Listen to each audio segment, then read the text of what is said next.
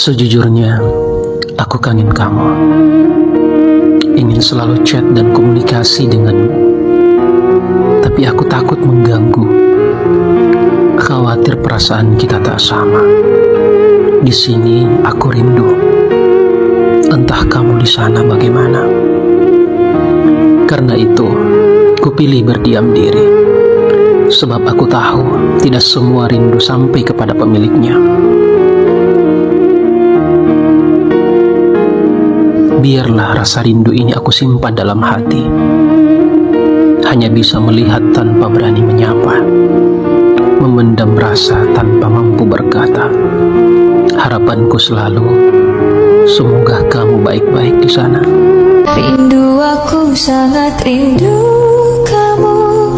Terasa sejak kau masih ada di dekatku. Tak mudah aku melupakan